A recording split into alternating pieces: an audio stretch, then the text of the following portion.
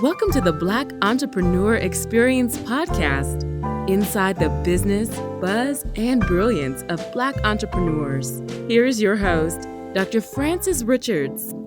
What happens in Vegas goes all over the world on Black Entrepreneur Experience, episode number 195. Thank you for joining us as we elevate the Black Entrepreneur Experience by interviewing CEOs, thought leaders, innovative thinkers, and Black entrepreneurs across the globe. I'm your host, Dr. Frances Richards, 25 years beauty industry and salon owner and founder of Willpower Integrated Marketing Company. Welcome, Will Shelton. Hey there, how are you doing? I am perfect. How are you doing? Oh, I'm doing great. Glad you're able to have me on today. Yes, you are my very special guest, and I won't even spill the beans why. But you know what, Will? Why don't you fill in the gaps? Share with our audience what you would like them to know about you and your business. Okay. Yeah, my name is Will Shelton. The name of my company is Willpower Integrated Marketing. And it was birthed out of me having a career in the grooming industry. I'm a licensed cosmetologist and hairstylist. And I own my own salon for 10 years. And, in Black salons, you're in there for 2, 3, 4 hours getting your hair done. So we're having these sessions. It's a conveyor belt of conversations that's going on. We're talking about sports and movies and films and different things like that. And, music is always playing there too. So clients started asking me, what album is that I just heard? And I'm going to go buy that album that I just heard. Or they would say, what movie do you recommend? I'd recommend the movie.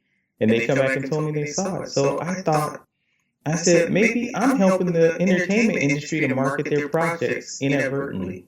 I said, I wonder if anybody's ever marketed in salons and barbershops. I felt like if I had nothing, I had nothing to lose. So I sent a proposal to all the movie studios I can think of and all the record labels. And I told them that this is a captive, receptive audience in the shops and that you guys should tap into this. And probably within about 30 days, I started receiving free shipments of free CDs and advanced screening passes to give away to my clients. And that's how my company started. We're in the midst of COVID-19. We don't know how things are going to pan out. How is business going now? Actually, business has increased and picked up even more for me now than it did before. And I believe because companies had to pivot, I had to pivot. When everything went down and everything shut down, people felt like the structure of their life shut down as well as their business. So I started to do some more business development. I started to think of more solutions that the companies I was working with could use and solve problems that they may have during the pandemic. And I just started to reach out to them and let them know, hey, look, I have something that I think can help you during this time. And then they started contacting me and business really, really picked up. And different companies that I hadn't even worked with before, I reached out to them with similar solutions. So business has really increased for me since everything shut down. What are you most grateful for now in your life, Will? I'm grateful to be alive, and I'm grateful to inspire people, to motivate people, to encourage people, to exhort people, to let God use me. That's what I'm most grateful for, and my family and health. Talk about the salon and the impact with COVID-19, and how are you supporting those salon owners? Yeah, what happened was when the salons went down, like I said, everybody felt like they lost their structure. So I began to reach out to my network of shops. I even started Instagram live show called The New Normal with Will Shelton, where I would talk to stylists and shop owners all across the country. And we use this as a system to help other stylists that would tune in and give them solutions from the other shop owners, what they were doing during this downtime. So I started that show, and then I would have one-on-ones with some of them. I had like these, what I call pick my brain sessions, where I help stylists to develop innovative ideas or help them to restructure, help them to build their brand identity. Those are some of the things I was talking about business development, because you know what happens while they were working every day for 12 hours, in the back of their mind, they talked about what they wanted to do, but they didn't have the time. But then when they shut down, everybody had the time. So I said, this is the time when you really work on your business development. So when you come back stronger. I mean, they literally felt like their businesses were on hospice because the economy was in an induced coma at that point. So you had to throw out the old playbook and adapt to what's going on. And you may feel like your business was on life support, but I told them it's not dead. You can come back. What can we do right now, Will, to support your business? To support my business, I think right now the type of business model that I have maybe would be just listen to some of the podcasts that I go on. I write a lot of articles. Every week I usually drop an article or a blog, and I do a deep dive on talking about COVID, talking about the racial injustice, and maybe just take a peek and review it and try to see what's going on in the world today and from my point of view. And where can we listen and read your blog? My blog is called The Next Cut, and usually you can just go on LinkedIn because I post them on LinkedIn, and my LinkedIn is Willpower Integrated Marketing. Or you can just click on Will Shelton with one L, and you can see my blogs and my articles there. And also, I usually post the podcast that I'm on and those types of activities on LinkedIn as well. And also on my, you can go on my Instagram pages. I am the letter M, I am Willpower with one L. Talk about your top 2 influencers and what lessons did they teach you? I think one would be my dad, because he taught me discipline. He taught me how to be determined. He not just taught me, but he showed me, by living an upright life, how to be consistent in life, and how to be a father, how to be a good husband. My father taught me all those things just by watching him live his life and be consistent. The other one would be Jesus in the Bible, how he had patience and grace for people, how he showed us how to forgive and have total forgiveness, and to let go of things with both hands in life. So that's my top 2. Well, what was that aha moment that you knew that your marketing business was going to be successful? I think the aha moment was when I sent the proposal to one of the major record labels, and the VP of that department responded, and he told me, he said, Will, I'm going to be coming to town from New York to LA in 2 weeks. And you have something so tremendous that I have to meet you, and I'm going to come to your salon, and I want to talk to you. And he came, and he met me, and he encouraged me. He said, you have something great, and don't stop what you're doing no matter what obstacles come ahead. So that's when I knew that I had something that was an undeniable blessing. Talk about capital. How did you raise the capital to start your salon? With my business model, I really didn't need a lot of capital. You're talking about the salon or the marketing business. It's pretty much the marketing business. The salon. The salon was capital. I didn't have to raise that much because it was, what I did was I said, let me start out small. I found something with low overhead. It was a small building. I had like 3 chairs in the shop. So I started off small, and I found a location near my home, which they had. The lease was low.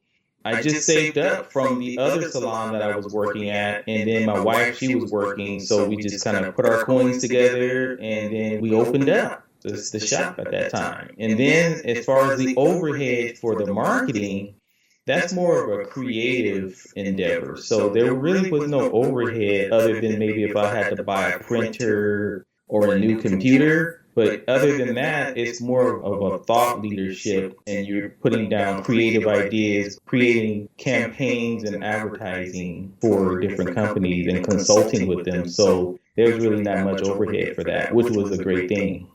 Do you work with a staff? I don't really have a staff. It's pretty much me. I have people that I hire kind of on a case by case basis, on a project by project basis. So I have some mentors that I work with. I have some consultants that consult with me. But I have a team on the ground that go into these shops. I probably have at least 30 to 40 team members. So when I have a project and we need to go into the shops and deliver the different branded items and different swag items that we deliver for the shops, they go in. So I probably have about 30 to 40 people on the ground, depending on what project it is. Are they still working on the ground with COVID-19? Right now they are, because the shops are back open. And my teams, they have other products that they deliver to the shops as well. So they don't just work just strictly for me. So they're actually active right now and going into the salons and supplying them with other like hair products and different things that they need. So the shops are open. I haven't had any activations that we've done since it shut down because the shops were closed so long, and the clients I have, it's been a moving target. So you didn't know if they're going to open, and the movie studios don't have any movies in the theaters right now. That's been on hold, but I did have a couple of television shows that I was working with consulting. So the shops are open, and I'll soon will be going in doing some activations probably in the next few months as things continue to stay open. But we do have our social media strategy. Most of our shops are like what I call micro influencers. So they have lots of followers on their Instagram page. So we also have a social media strategy that we set up for the companies that we work for too. So we don't have to be in the shops physically all the time.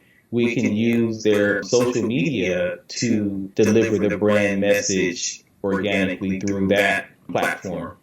Well, share with our audience the story about closing down your salon and moving solely into the marketing business. Yeah, it took some time. That was one of those things where the marketing company was a side hustle for some years, because cutting hair and doing hair, that was my bread and butter job. And, I encourage people to start their businesses, but don't let go of your bread and butter until your side hustle is income overcomes your bread and butter. So it took me some years, at least 10 years or so, of continually doing hair and doing the marketing on the side. So I juggled both of those. And then it came a point to where I finally was able to transition completely out of the shop.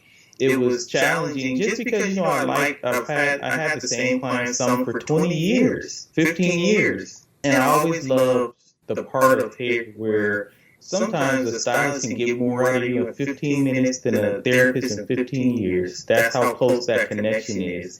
It's like a therapy session that you go into beyond the hair. I used to think about, I don't only uplift the roots, I uplift people's spirit when they come in the shops. So that was a ministry to me. And it really was. I went in there every day just to let God use me and to encourage people to listen to them, because they had more than hair problems in their life. So it was difficult, but I finally was able to break away and let my client, they knew it was coming. They knew I had one foot out for a while.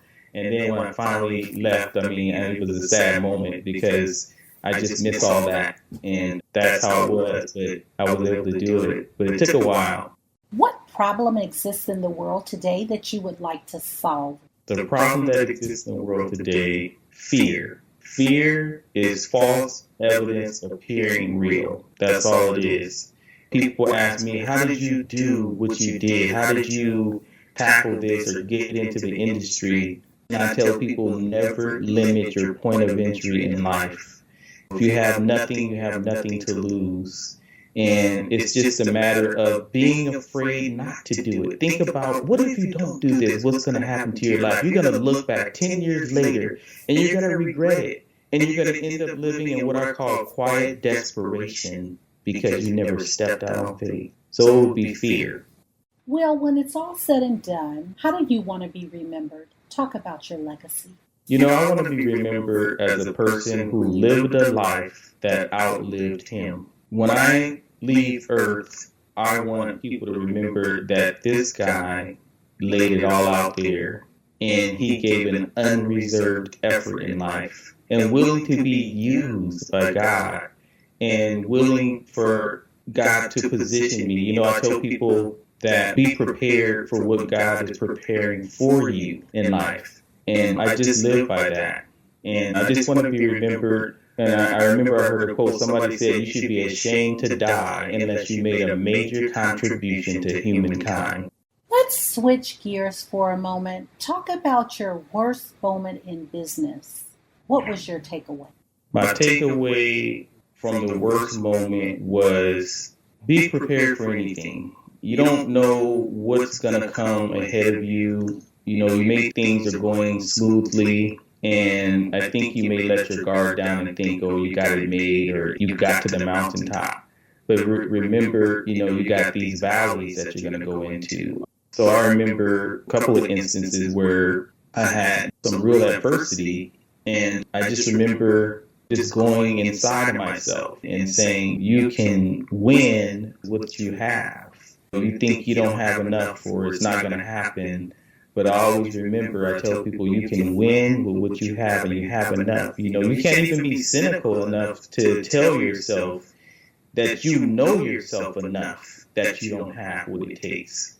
The takeaway was just dig deep inside yourself and believe before you even see it happen, and that you, even though it feels like it's midnight or midday, you can still come out in the light.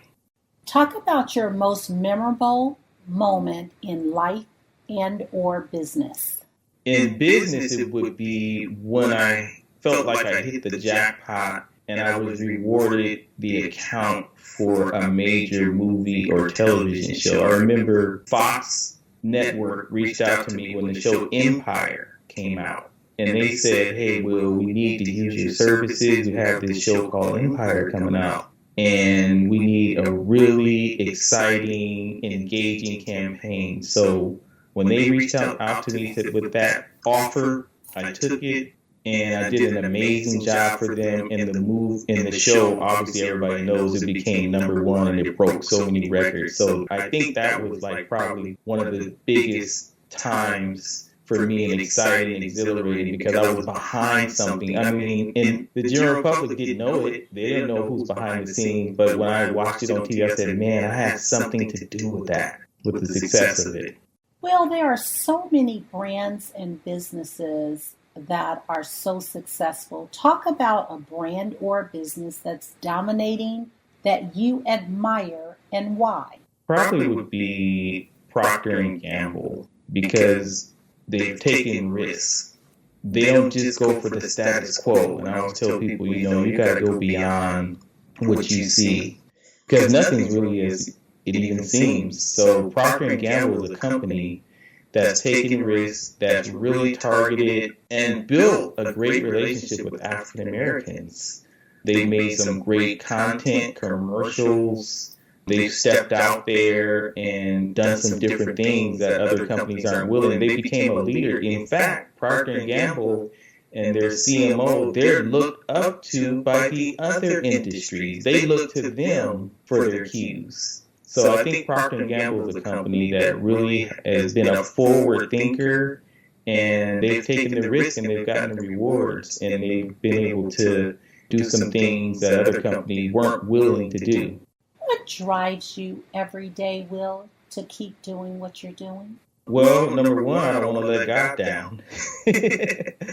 Because I feel like I have a purpose. I know I was born to do something that nobody else was born to do, and to deliver it and to be the best at it. And my prayer every day is, God, give me the ability that's equal to my opportunity. That's the prayer I pray. What drives me is my purpose. It's not the passion, but it's the purpose, knowing that I had a destination and I was supposed to do something, and I'm in the right lane. I just want to be consistent with that and be a good steward of my gifts and my talents and share that with the world. Do you know what your purpose is? Yeah, my purpose is to inspire, to exhort, and to encourage people to become and to reach that greatness that's inside of themselves. Most people see themselves as less than who they really are, which causes them to live beneath their potential. So my purpose is to help people to reach their potential and to be a role model of it and to live it out and be an example so that they can see, if this guy did it, if this guy came from here and he reached this level, then I think I could do it. If someone wrote a book about you, Will, what would the title be? Probably would be called Overcomer. Because I always tell people, you become what you overcome in life. You literally do. And when you lean into the discomfort, forget about this step out of your comfort zone. You need to lean into discomfort, because when the longer you're in discomfort, the more you're going to grow. And I think people don't understand that. They feel like they don't want to deal with the pain, the suffering to achieve it. They don't want to deal with that. But that's where you grow the most in life. And that's where you can help people the most in life, because you overcome so many obstacles to get to that success. And it's not cheap. It's a price that you have to pay for it. So I think the book would be called Overcomer. What, if anything, keeps you up at night? Probably with me keeping me up would be just maybe concern about, can I do it again? Do I have the creativity? What would keep me up is just the unfinished business with my life that I have, and the goals that I have, and the dreams that I have. I think it's just that unfinished business and waking up and just wanting to be the best at what I do and at what my purpose is. I think that's what keeps me up. What is one valuable lesson that you wish you knew before starting your business? I think it would be having more patience and doing more business development and structure of my company, and understanding how those mechanisms work with gaining new business and gaining new clients and performance. So I think it would be learning patience, that things don't happen overnight. Even if you had one thing happen overnight, the next success, it could be months or a year away. You could have a drought. So you got to be patient, but you have to be persistent within that patience at the same time, so that you can get over that bridge and reach that goal. What have you not done in life that you dream about often that you would like to do? Actually, nothing. I've thought about that question before. There's nothing that I haven't done that I wanted to do. I've done everything in my life that I wanted to do, and it's because I'm the type of person, I never want to live with regret. I don't want to get to 60 years old or whatever age and feel like something passed me by, or I didn't give that unreserved effort. So there's nothing that I've left on the table in the amount of time that I've lived so far. Excellent. We'll talk to a younger Will. What advice would you give to a younger Will? I would say one thing I would tell the younger Will is keep doing what you're doing. Stay focused on the real goal. Don't get caught up with the little things, with the emotional content around you. Don't look at anybody else and equate what they're doing with where you should be. Always be your authentic, genuine self and show up in truth. What is your best discovery? Best discovery probably would have been God. I mean, through my parents and my relationship with the Lord, Jesus, and the Bible, that is my greatest discovery ever, because there's nothing that I could have done without my faith. Sometimes you even have faith on fumes, but you still have the faith to go on. So I think it's my faith in God. It's my faith in knowing that no matter what happens, that He is in control and I can't control anything, and that He's working things out that I can't even see. And I have so many testimonies to tell other people about what I've been through. Talk about self-care. What does self-care look like according to Will? First, self-care is I start with the emotional content of people, learning to deal with your emotions and don't let those take over. Sometimes people get too worried about things and too concerned, and it consumes.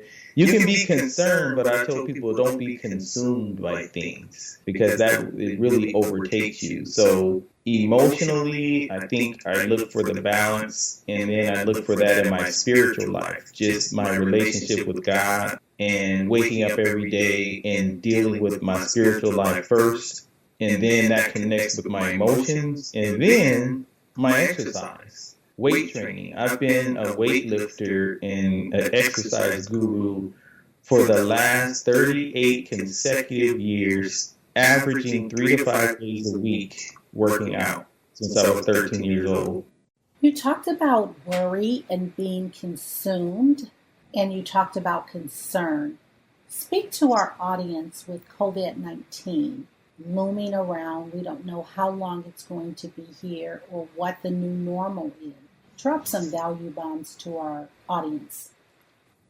Well, the first thing I say is, look, it's here, and it's here for a reason beyond what you think. So don't get consumed about why it's happening or what it's doing. I think I tell people, use COVID as your ally, really. Why waste a good crisis? I tell people about COVID, look, you're under house arrest almost. While you're here, there's a lot of things that you should have been doing with your life. There's an evaluation that you should have been doing, and looking inside yourself and figuring out, maybe you don't even know who you are. Maybe you're having an identity crisis. This is the time to really sort out things emotionally, and maybe even relationships that you had that you need to repair, to restore. I think you need to look outside of yourself, because I think once we get consumed with it, it's almost like a self-centeredness. We start thinking about ourselves.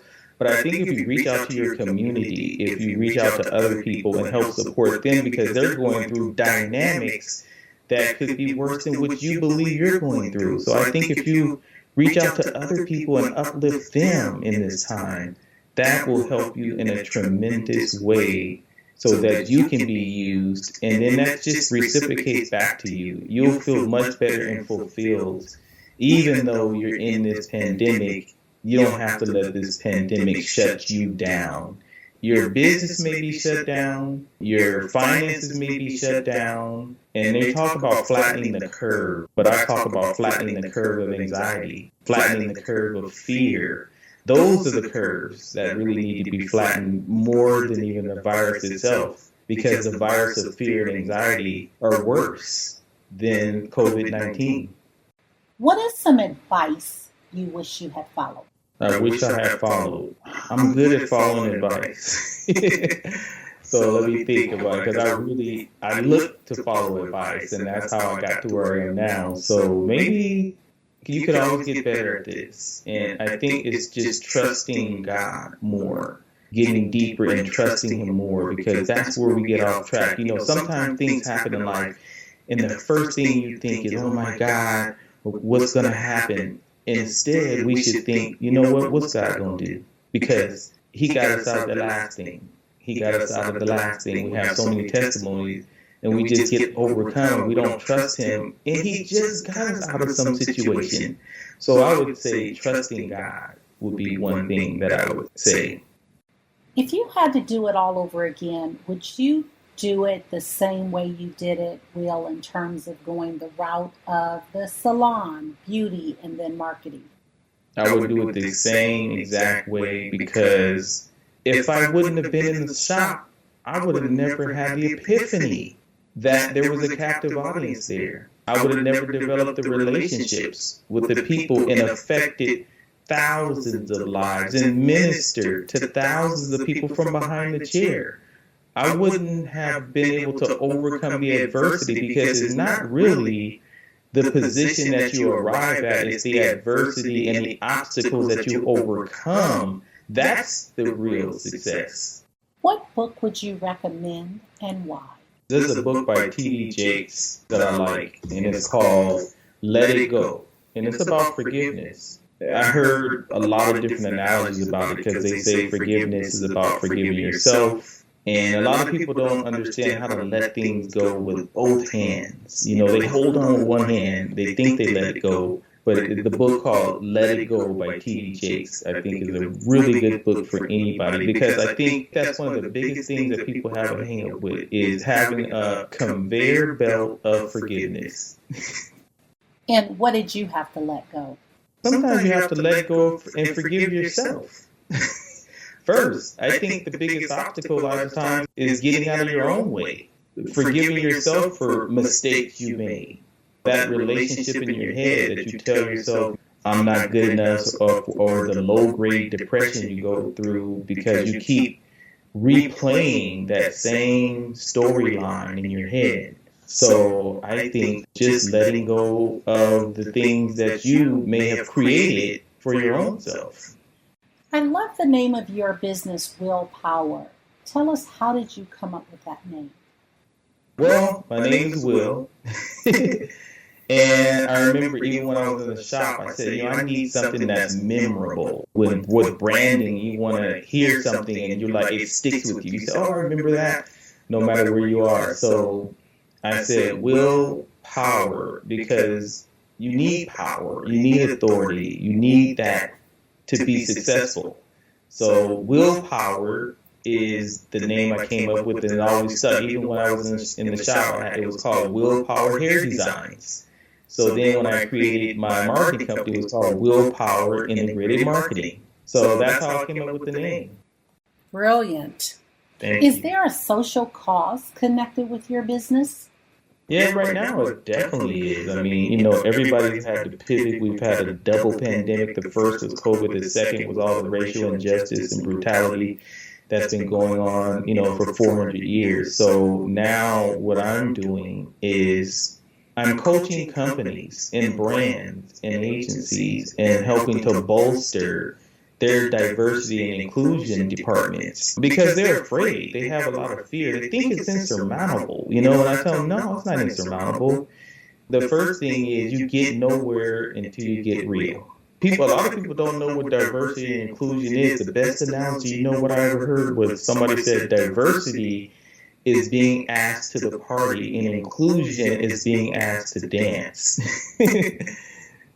So that's a really good analogy of it. And I've been helping businesses. I've been telling brands that they need to help these small businesses, Black-owned businesses in their communities to recover with economic relief, with PPE gear, because they're the lifeblood of the country. If their businesses go down, it's going to have a tremendous effect on the economy and these communities. These shops are the cornerstone of these communities, and they always have been. So I'm encouraging companies to step up to the plate and do what it takes to help these businesses stay off of life support and get off of hospice, which is where a lot of them are now. And I'm also encouraging them to look inside of themselves. We've had a big problem with not having enough minorities in executive positions. So I'm talking to them about you can never look outside of yourself and find the answer. You have to look inside and look at your convictions. There's been a huge, colossal cultural collision, and then there's a broken culture inside of these corporations. So that's my calling right now, is to deal with that, talk to these companies, let them know that they can make mistakes, but they can overcome those mistakes. Don't be afraid to step out in solidarity. But I asked them the question, this is what I asked them, is your solidarity solid? Did Black Lives Matter before Black Lives Matter? Those are the questions you have to ask yourself because, the consumer is now looking under the hood. They want to see what kind of diversity you have. They're doing a 150-point inspection and doing an MRI on your company. You can't get away with it. You have to be really transparent. I'm telling them, be transparent, have a plan, let them know what you're doing so that when they check back in 6 months, they can see some progress with you. So that's my calling with the social activations and activism that I'm currently on. Who is your ideal client? Ideal client is any brand or agency that wants their share of the $1.3 trillion buying power of the African American consumer. And that's pretty much every brand out there, whether it's food and beverage, whether it's a restaurant, whether it's entertainment. I mean, African Americans have an insatiable appetite for entertainment. We watch 40% more TV than any other audience. So I think my ideal client is those brands that even have a blind spot for the barbershops and salons, and they don't understand how much cultural capital that exists there. And because they don't understand that, I'm the one that has to give them the seminar and the education and let them know that. So no matter what brand it is, they all can benefit from the African American consumer buying power. Will, if you conducted this interview, what is the one question you would have asked yourself? I want you to ask the question and answer it. How do you find your greatness? How do you find your greatness? What you have to do is you have to look inside yourself and look at what you've been doing and see how has that been working for you. And maybe it's time to throw out the old playbook and start operating in faith and start getting a success team around you, a support team around you of people that are going to build you up and that are going to help you to reach your full potential. That's the question I would ask myself is how do you find your greatness and how do you reach your full potential in life and stop floundering around and stop wishing and start making real goals and going after your dreams as if your life depends on it because the life that you want does depend on it. That's the question I would ask. We've come to the part of our interview, Will. It's called Fun Facts Lightning Round. I'm going to ask you a series of questions, and I'd like you to answer them quickly. If there's something you desire not to answer, feel free to say pass. Are you ready for the Fun Facts Lightning Round? Totally ready, yep. Your first job? McDonald's. The last movie you saw? The last movie I saw, I think, was Madam C.J. Walker on Netflix. You relaxed doing what?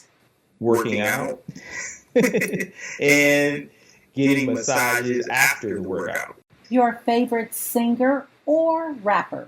Favorite rapper is Rakim from the 80s. Your favorite dance song? Favorite dance song, I think, is probably Rocket by Herbie Hancock. What food you eat every week no matter what? Eggs. Your favorite month? December, because my birthday is the day before Christmas. Work out or hit the couch? Work out and work in. Will, thank you so much for spending time with us on Black Entrepreneur Experience Podcast. Before we let you go, why don't you share with our audience the best way that they can connect with you and all of your social media handles? Yeah, you can reach me at I am, and that's I and the letter M, Will Power, and that's my Instagram. My Facebook is the same, I am Will Power. Email willpowerent.net. will@willpowerent.net. So they can reach me on those. They can direct message me. If anybody wants to do a Pick My Brain session, I'm available for those. Any brands that want to connect and reach the African American consumer or bolster their D&I division, that's where I can be reached. Thank you, Will. That's a wrap. All right. Thank you for listening and subscribing to Black Entrepreneur Experience. We would love for you to leave a review and rating on iTunes and share with your friends. For show notes and more episodes, go to www.beepodcast.com. Join us next Wednesday, and remember, green is the new black. So keep your bank accounts and your business in the black.